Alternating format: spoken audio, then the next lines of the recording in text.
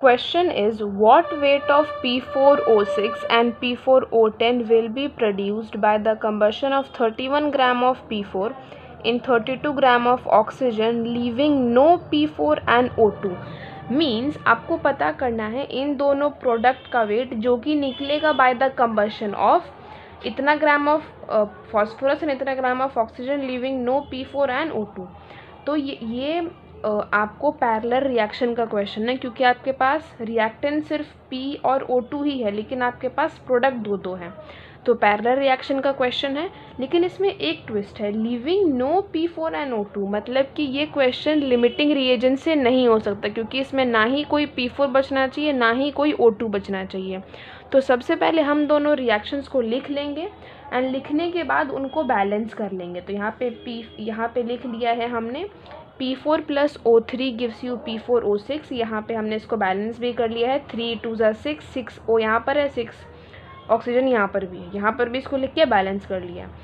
अब दोनों रिएक्शंस हमारे बैलेंस हो गए हैं, हम इसको लिमिटिंग रिएजेंट से कर लेते अगर ये last line leaving no P4 and O2 लिखा हुआ था, लेकिन यहाँ पे आपको ना ही कोई P4 बचना चाहिए ना ही कोई O2 बचना चाहिए।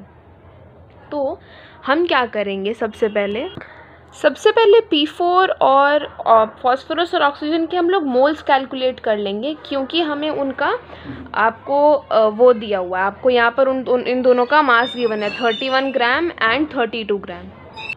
सो हमारा स्टेटमेंट होगा total moles of P4 used, तो उसमें हम यहाँ पे 31 ग्राम गिवन वेट और 124 इसका P4 का मॉलिक्यूलर वेट है, तो हमारे पास आ गया 1.05 मोल्स।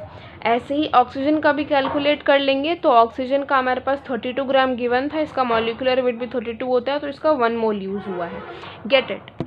अब ये तो होगा कि P4 और O2 के टोटल मोल्स, मतलब कि दोनों रिएक्शन में कितने यूज़ हुए। हमको इंडिविजुअली नहीं पता कि रिएक्शन 1 में कितने यूज़ हुए हैं चाहे रिएक्शन 2 में कितने यूज़ हुए हैं, तो हम लोग लेट कर लेते हैं कि moles of P4 used in reaction 1 को m लेट कर लेते हैं। आप कुछ भी लेट कर सकते हो, कोई भी वेरिएबल, तो हमने इसको m लेट कर लिया।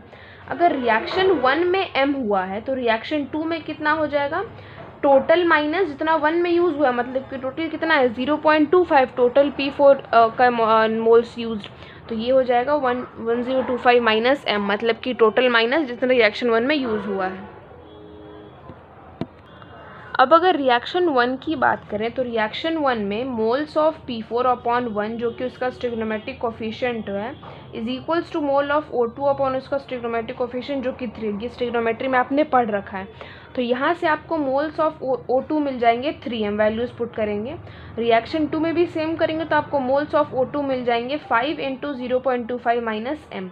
अब क्या हम बोल सकते हैं कि इन दोनों को मिला के, मतलब कि रिएक्शन 1 में जितने O2 के मोल्स यूज़ हुए हैं प्लस रिएक्शन 2 में जितने O2 के मोल्स यूज़ हुए हैं वो 1 की इक्वल है। 1 की इक्वल क्यों है, क्योंकि टोटल O2 के मोल्स कितने हैं 1, तो रिएक्शन 1 प्लस रिएक्शन 2 कितना हो जाएगा 1। तो यहाँ से हमको m की वैल्यू मिल जाती है 0.25।